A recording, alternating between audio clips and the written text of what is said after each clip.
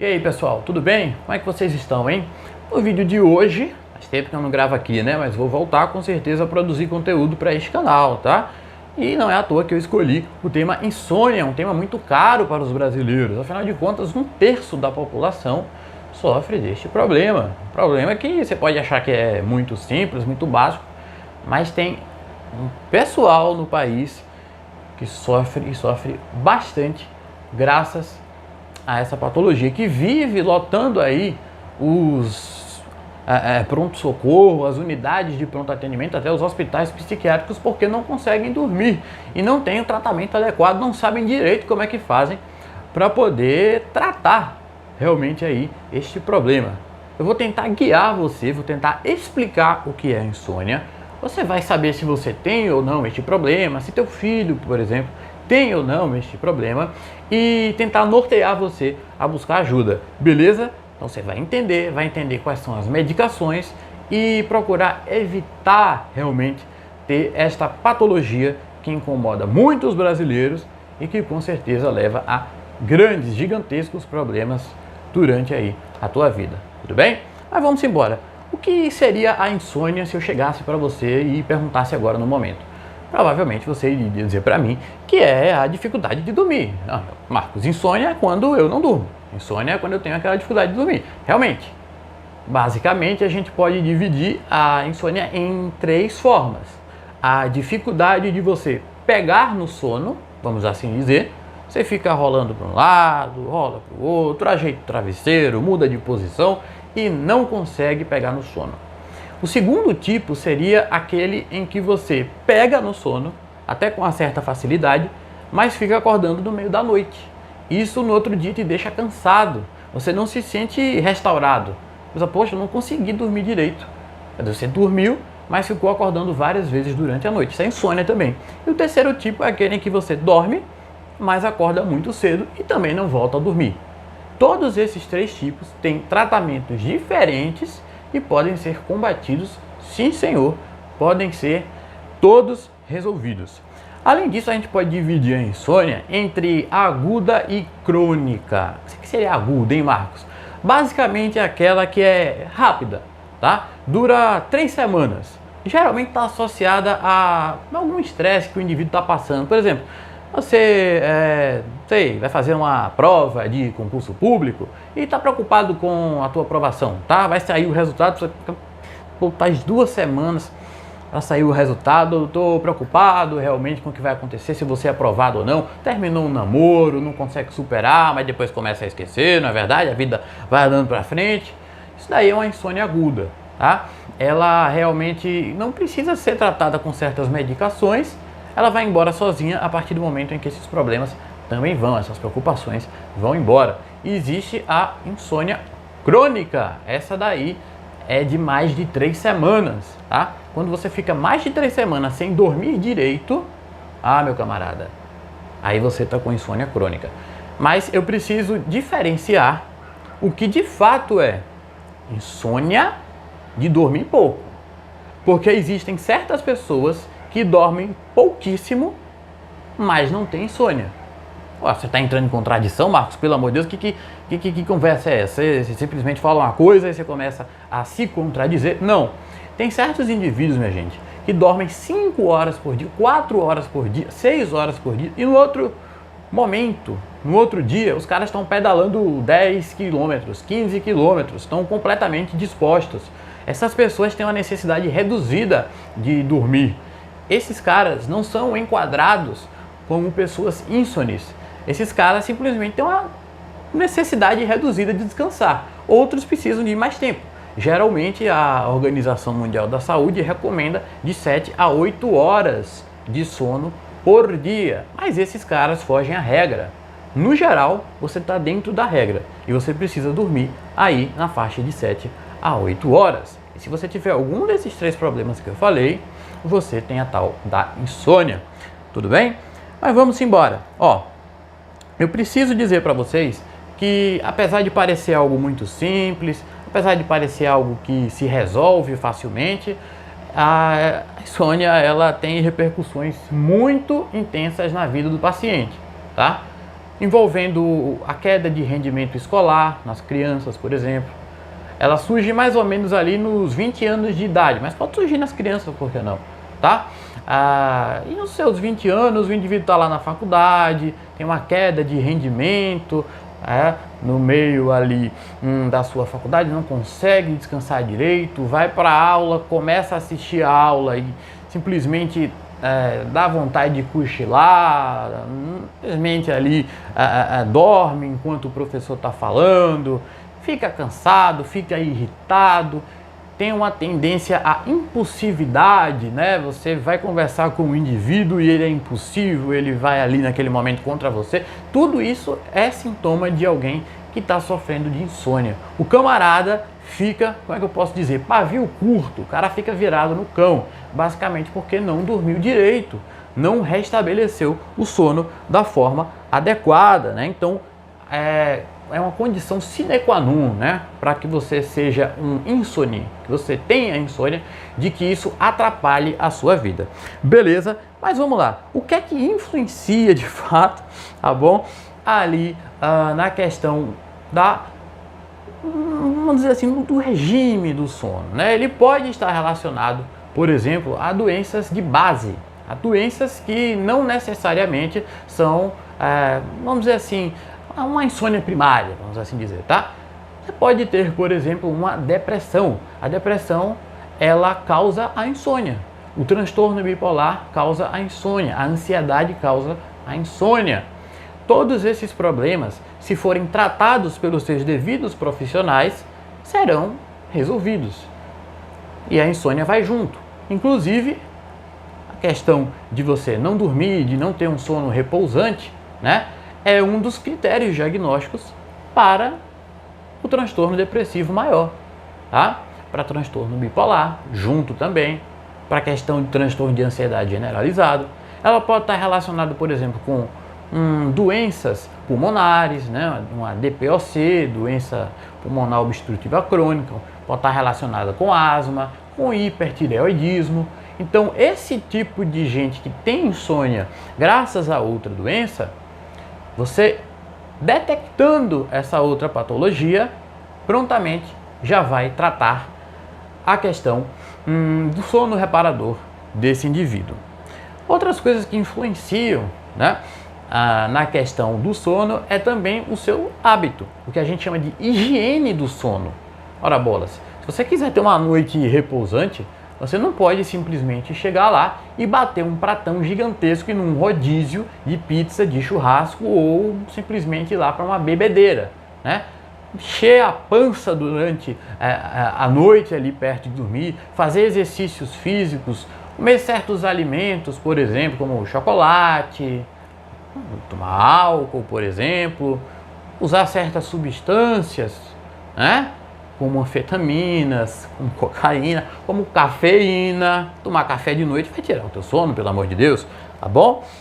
E inclusive aí certos tipos de remédio causam a insônia se você tomar na hora errada. Por exemplo, a paroxetina, né? Um antidepressivo, a fluoxetina, o citalopram. Cada um desses medicamentos são chamados de ISRS, né? Inibidores seletivos da recaptação da serotonina. São muito utilizados aí para ansiedade, alguns para ejaculação precoce, outros para diminuir apetite, a bupropiona também para diminuir apetite, diminuir compulsividade. Todos esses medicamentos, se você tomá-los ali perto de dormir, tu não vai dormir, tu vai ter uma insônia gigantesca, tu vai ter problema realmente. Então você precisa manejar, entender. E quem te prescreve essas coisas tem que mandar você tomar longe do momento em que você vai lá ter o seu sono repousante. Além disso, meu amigo, você precisa preparar o ambiente. Tá? Fique tranquilo, viu? Se você está esperando que eu comece a falar das drogas, dos remédios que você vai usar para poder realmente ali resolver a questão do sono, eu vou falar tudo no final. Tenha calma, rapaz, mas eu preciso falar antes do tratamento não medicamentoso, da higiene do sono, de cuidar da higiene do sono, tá bom? Você precisa sempre guardar o seu ambiente do sono, o seu ambiente de dormir para o momento de dormir. Eu sei que parece uma coisa óbvia, mas não é. Muita gente utiliza a cama para comer, para estudar, para assistir série, TV, para ficar mexendo, jogando no celular, mexendo aí nos aplicativos, vendo vídeo no YouTube. Você não pode fazer isso. Você deve fazer isso em outro lugar. Vá para o sofá, vá para a cadeira, vá para qualquer lugar, mas não fique na sua cama. Guarde a sua cama para o momento da sua dormida, né? do seu momento de repouso. Isso vai fazer com que seu cérebro condicione a cama, aquele estado, o colchão confortável que você já escolheu antecipadamente, o travesseiro confortável que você escolheu antecipadamente, a poder dormir. Isso ajuda demais. Evite a cama se você tem condições de fazer isso, a não ser que tua casa tenha um cômodo só e uma cama, aí realmente o negócio fica complicado, não é verdade? O ambiente, a iluminação, durma em um lugar em que você realmente fique confortável. Tem gente que gosta de dormir de luz acesa. Se for confortável para você, tudo bem, mas em geral, a iluminação, né, a gente precisa ter realmente ali o quarto escuro, é o ideal, tá? No máximo um abajurzinho ali ligado, evitar ruídos, né? A não ser os chamados white noises, não é isso? Os ruídos brancos, né? Tem pessoas que simplesmente ligam o celular, tá? E colocam um som de chuva durante a noite para poder dormir. E isso funciona que é uma beleza, porque o nosso cérebro acaba não ali acompanhando, né? E se sentindo atrapalhado. Se você botasse um barulho de furadeiro, claramente você iria chegar lá e iria acordar. Mas tem gente que coloca um barulhinho de chuva no YouTube durante a noite, barulhinho de nebulizador, que é relaxante, e vai dormir e dorme, que é uma beleza. É um negócio impressionante, tá? Mas, em geral, cuide do som, cuide do ambiente, cuide da luz, tá? Eu já falei demais disso daí, já falei demais dessa questão da higiene do sono. Agora vamos para a questão do tratamento. Tratamento, com certeza, da insônia, tá bom? Bom, minha gente, é o seguinte. Se a insônia for aguda, como eu falei, aquela com menos de 3 semanas, a gente precisa dizer que você não vai simplesmente chegar lá e meter uma medicação que tem certos efeitos colaterais, efeitos adversos no indivíduo que está com alguns problemas no colégio, por exemplo, e que rapidamente vão ser solucionados. Eu estou ansioso com a prova, você vai encher o menino de Rivotril. Não faça isso, pelo amor de Deus, tá? Tente solucionar aquela causa base, tente levar no psicólogo, tente levar em algum tipo de profissional, cuide da higiene do sono dele, do ambiente, do momento, tente relaxá-lo, fazer com que realmente ele possa ali restabelecer o sono. Agora, se a situação for muito complicada, se a situação realmente exigir, né, que você faça uma intervenção médica, se for mais de 3 semanas que o indivíduo não consegue dormir, aí você vai passar para um tratamento medicamentoso. Pronto, com 13 minutos de vídeo, finalmente eu vou falar de remédio aqui, tá bom? Basicamente, pessoal, tá? A gente tem algumas drogas, a gente tem, sinceramente, aí alguns medicamentos que são muito utilizados para a insônia, tá? O que eu vejo em ambulatórios, o que eu vejo em enfermarias, é de gente chegando e dizendo que utiliza Rivotril para dormir, há muitos e muitos anos. Gente que chega dizendo que usa diazepam, que usa o prazolam para poder dormir, senão não consegue. E que tem que ficar aumentando a quantidade desses remédios dia após dia. Óbvio, tá errado. Esses remédios não servem para insônia. Eles dão sono, mas é diferente de servir para tratar a insônia. Essas medicações você guarda para situações especiais, situações de estresse, de ansiedade aguda, de momentos agudos. Por exemplo, tu foi lá e acabou vendo um acidente, tu foi lá e viu um colega teu passando mal, você simplesmente foi lá e, não sei, o teu time perdeu e tu tá pé da vida, sabe? Toma umas 3 gotinhas de Rivotril e deixa esse menino quieto aí, vai. Geralmente é isso daí, tá? Lembrando que deve ser evitado para transtornos de estresse pós-traumático. Eu tô falando aqui de coisas triviais e não de coisas muito sérias, tá bom? Mas foi lá, né, ficou um pouquinho nervoso ali com a situação que viu, aí você vai lá, dá 2, 3 gotinhas de Rivotril pro cara, tá? Também servem aí o diazepam, não é verdade? Muita gente usa para poder dormir. Não é bem assim. O diazepam, ele é interessante, por exemplo, para abstinência alcoólica, tá? Ele serve para poder tratar a abstinência alcoólica. Ele serve endovenoso, tá? Muita gente utilizava no passado para fazer endoscopia, hoje em dia não usam muito mais, mas também principalmente para poder tirar de crise convulsiva, né? Aplica diazepam para tirar da crise convulsiva, tá bom? Tem o midazolam. O midazolam é um remédio que você usa para poder, por exemplo, se tem um paciente lá que está com ataque cardíaco e você precisa reverter essa taquicardia, tá? Você vai lá, antes de dar o choque no paciente, você dá uma sedada nele com o midazolam, que é um benzodiazepínico, faz tudo parte da mesma família de medicamentos, tá bom? A gente tem então aí essas medicações que são importantíssimas, que devem fazer parte do laboratório, que devem fazer parte aí da farmácia, né, dos hospitais, com toda certeza, porque tem sua utilidade, mas que não devem ser prescritas para insônia, porque elas causam dependência e causam tolerância, que são duas coisas diferentes. Dependência é simplesmente um indivíduo que não consegue ficar sem tomar Rivotril.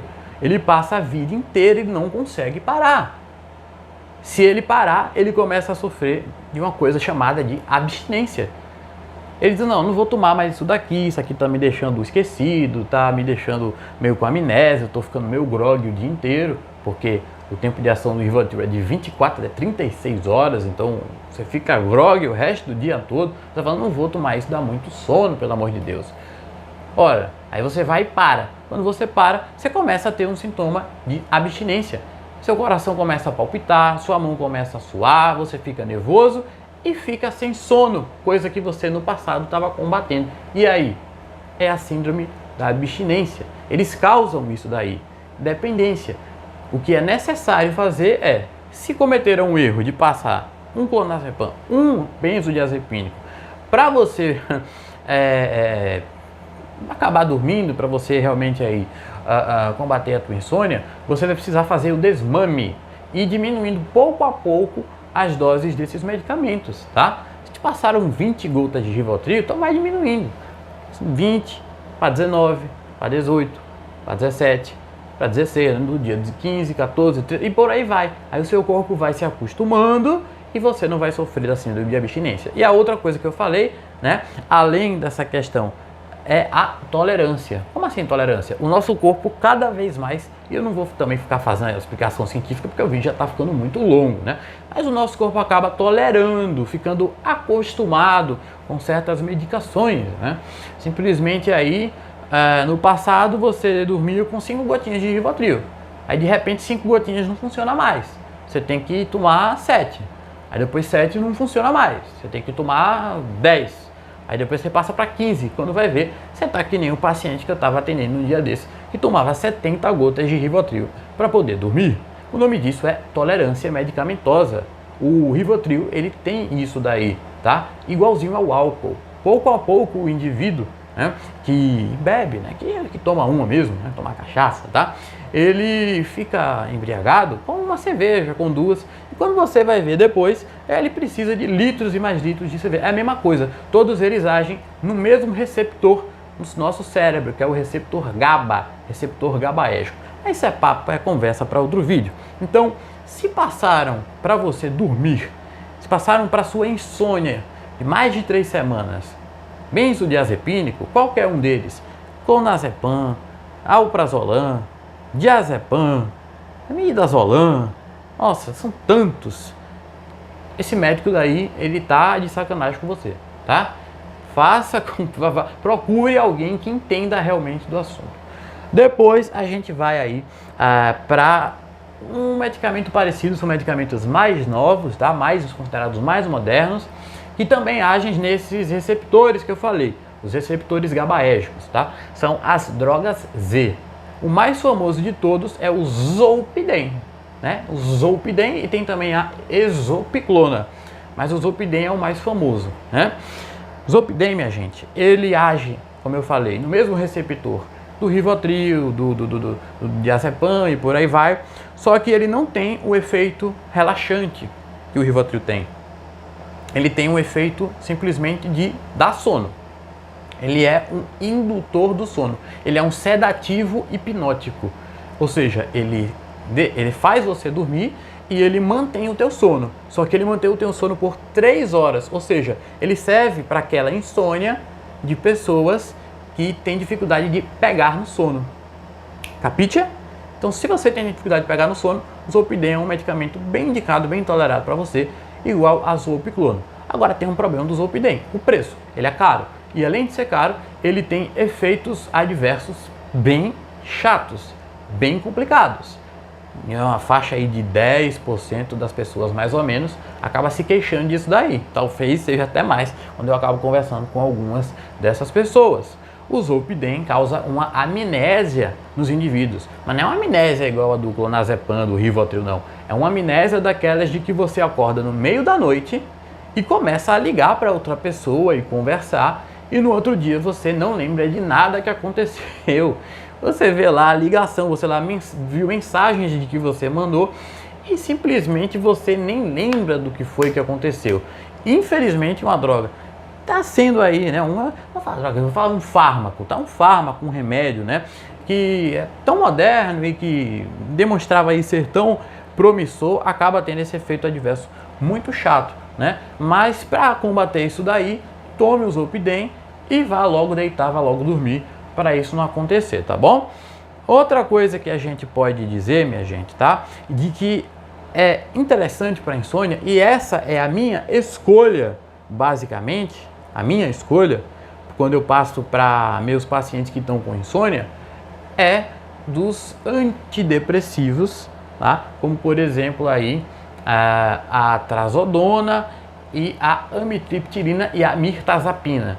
Particularmente eu gosto mais da mirtazapina, que é vendida com o nome vendida com o nome de razapina, tá? O nome comercial de razapina, mas o nome científico dela é mirtazapina. Bom, a mirtazapina, ela ajuda na questão da ansiedade, ela realmente dá bastante sono, você toma antes de dormir, é aquele sono acachapante mesmo, você toma, tomou, dormiu. Agora ela tem um probleminha, ela dá bastante fome no outro dia. Então, para pacientes mais fofinhos, pacientes mais gordinhos, a mirtazapina acaba não sendo tão interessante, né? Ela acaba ali realmente dando um aumento do apetite. Tudo bem? Além disso, nós temos também, né, a amitriptilina e a trazodona. A trazodona eu já não vejo dando tanta fome quanto a mirtazapina, tá bom? Mas isso daí vai do teu custo versus benefício. Entenda o que é que você precisa, entenda o que é mais importante para você, tá? Perder calorias, perder a fome é uma coisa que você consegue resolver muito mais facilmente do que um sono reparador, um sono que vai fazer com que você realmente possa viver e produzir tranquilamente no outro dia, beleza? Meus amigos, é o seguinte, simplesmente existem também outros fármacos, outros remédios que são utilizados como antipsicóticos, tá? Antipsicótico. A carbamazepina é utilizada, mas principalmente a quetiapina. A quetiapina é um antipsicótico, né, moderno, né, um antipsicótico aí realmente de uma geração mais nova, que é utilizado para pacientes em delírio 1, pacientes com quadros realmente psicóticos mesmo, tá?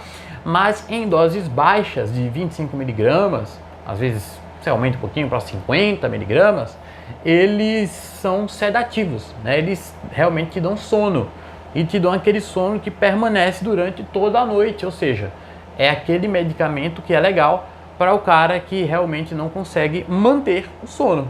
Então ele não apenas vai pegar e te dar aquele sono inicial, mas ele vai manter, ou seja, ele é um sedativo e também um hipnótico. Ele vai induzir e vai manter o sono. A quetiapina é uma boa escolha para quem tem insônia. Outro medicamento que é muito utilizado para poder dormir é o Dramin, né? O famoso Dramin, o dimenhidrinato. E a prometazina, né? O famoso Fenergan. São antihistamínicos, tá? Eu particularmente não gosto muito, tem um monte de efeito colateral, eles são antialérgicos por natureza, né? São antihistamínicos e tem um monte de efeito colateral, né? Entre eles, o sono acachapante que dá uma ressaca desgraçada no outro dia, tá bom? Deixa você bastante lentificado e também dá fome, né? ele inibe o centro, né, da saciedade, né? Então te dá bastante fome, né? Inclusive tem aquele remédio buclizina também, pronto, buclizina, Cobavital, todos esses remédios aí são antialérgicos, acredite se quiser, que dão aumento do apetite e que fazem as pessoas dormirem, tá bom? E basicamente, pessoal, são essas as medicações utilizadas para que você possa dormir, tá? Evite ficar inventando, dizendo, sabe o que você vai fazer para dormir? Toma 2 cervejas, toma uma dose de uísque. Não faça isso, evidentemente, isso faz mal para você. Se você, com tudo isso, com todas essas informações, faça o seguinte, por favor, tá? Procure um médico, tá? Com tudo isso que eu falei, tá? Mais de 3 semanas, sem um sono reparador, afetando o teu dia, fazendo com que o teu dia realmente fique mais complicado, sem prestar atenção na aula, sem trabalhar direito, sem produzir, por favor, procure um médico. E as especialidades para isso são os neurologistas e os psiquiatras. Eu sou um médico generalista, não tenho especialização nem em psiquiatria e nem em neurologia. Mas eu consigo manejar tranquilamente um paciente com insônia, um paciente ínsone. Eu sei definir basicamente qual que é o tratamento, mas não é todo médico generalista que vai saber tudo isso que eu sei, modestamente falando, que eu gosto bastante de psiquiatria, e não é qualquer um que vai saber manejar desta forma. Então são esses 2 profissionais que vão saber. E olhe lá, porque tem uns que acabam cagando e passando, inclusive, aí até a mesma coisa de sempre, a mesma coisa que o médico generalista passaria: diazepam, alprazolam, Rivotril, para você dormir. A minha escolha, os meus favoritos, são aqueles antidepressivos que eu falei: amitriptilina, mirtazapina e trazodona. A quetiapina também gosto bastante e prefiro evitar aquelas outras medicações lá do começo, prefiro deixar ela para outras situações. Prefiro deixar o Dramin para enjoo, prefiro deixar o Fenergan para pacientes psiquiátricos, né? Pacientes aí que precisam realmente de ir em hospitais psiquiátricos. O Zolpidem tem esse efeito colateral chato, é um pouco caro. Acabo preferindo aí essas medicações mais seguras. Então a minha escolha se eu fosse aí realmente o teu médico, avaliando o teu perfil, a não ser que você seja obeso, não queira realmente ganhar muito peso, amitriptilina, mirtazapina ou trazodona. Particularmente gosto muito da trazodona para poder passar para os pacientes, mas isso vai de cada um. E lembrando, sempre cuide da higiene do seu sono. Evite tomar medicações que vão estimular você a ficar durante a noite acordado, pelo amor de Deus. Você não vai utilizar uma Ritalina durante a noite para poder estudar, tomar um energético e achar que vai dormir logo na sequência, pelo amor de Deus. Tenha juízo na sua vida, né? Porque a insônia, ela acaba sendo muito constante na idade, lá na velhice e na juventude, principalmente em pacientes universitários, né? Pessoas que acabam virando a noite estudando. Um dia dorme 1 hora, outro dia dorme outra hora, enfim.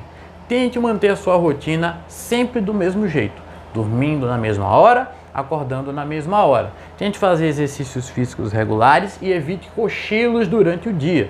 Fazendo isso, você talvez nem precise ficar tomando nenhum desses remédios. Mas aí está a explicação de cada um deles, particularmente falando, que eu acredito que seja útil para você. Beleza? Acho que ficou claro, né? Se inscreva aí no canal se você gostou, é um vídeo realmente aí, estou iniciando agora, né? Eu falo de outras coisas aqui no YouTube. E medicina agora, vamos pegando a mão, vamos vendo mais ou menos como é que funciona, as dúvidas de vocês. Talvez o vídeo tenha ficado bastante longo, mas acho que eu fiz um bom resumo de insônia, para que você possa realmente aí entender, né, como resolver esse problema. Vou ficando por aqui, um abraço, se inscreva no canal e compartilhe se você tem algum amigo que tem esta praga, este problema que sim, é muito preocupante, a insônia, tá bom? Um abração, até a próxima, tchau, tchau.